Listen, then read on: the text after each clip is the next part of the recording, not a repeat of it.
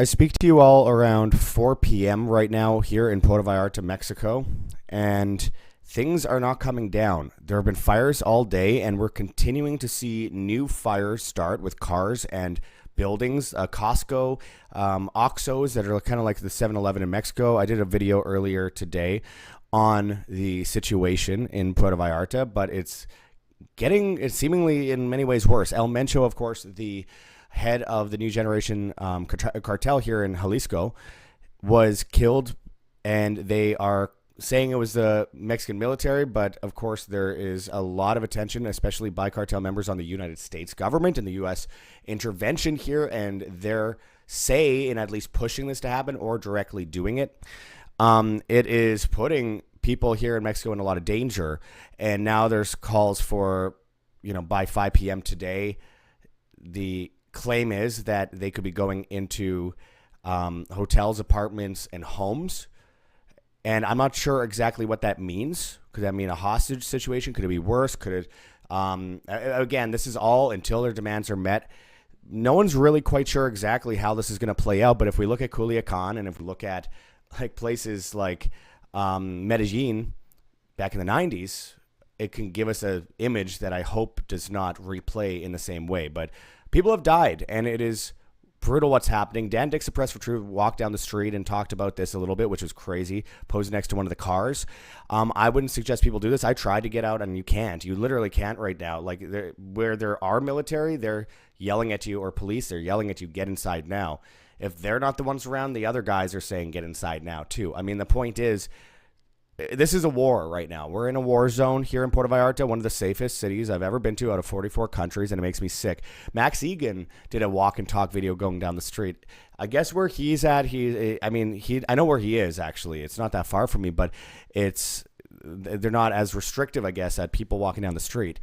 I'm sweating my face off, coughing. I feel sick because there are so many toxins in the air from burning down buildings and cars, and it's just a horrible, horrible smell that's sticking to me. And it's hot, and it's one of the quietest days I've ever heard. It is the quietest day I've ever heard in Puerto Vallarta. It's like no one exists here. It's such a strange, strange situation, and it makes me incredibly sad. I want to give you guys updates on everything that's happening here. Make sure to follow me on X at @WorldAltMedia.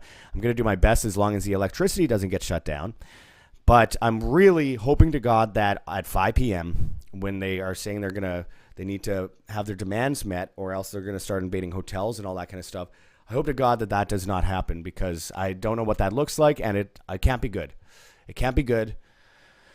And I think also, as I said before, don't believe what the U.S. media is telling you. Don't believe what the U.S. government is telling you. Don't believe what the Mexican government is telling you. Don't believe what anyone is telling you other than that which you see on video. And a lot of that, there's AI. Of course, airports shut down. Planes are being set ablaze. It is the saddest day I've ever had here in Puerto Vallarta in the 6 years I've lived here. But I took some video today. All the videos shown here are mine. And I just want to find a good resolution at the end of the day where everyone is safe. And we don't have to worry. Remember, people outside of this country, it's easy for them to say, oh, well, they should go to war there.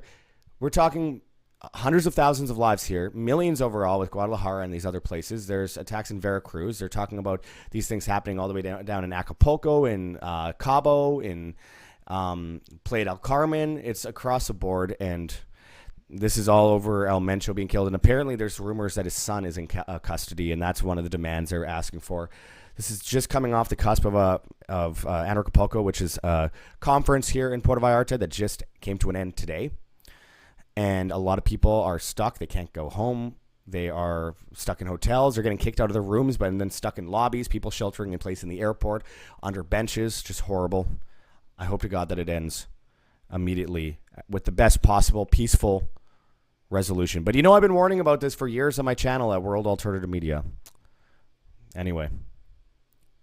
Praying for everyone. Hope for the best. See you guys soon. This is Josh Sigurdsson signing out from World Alternative Media. Find the truth. Be the change.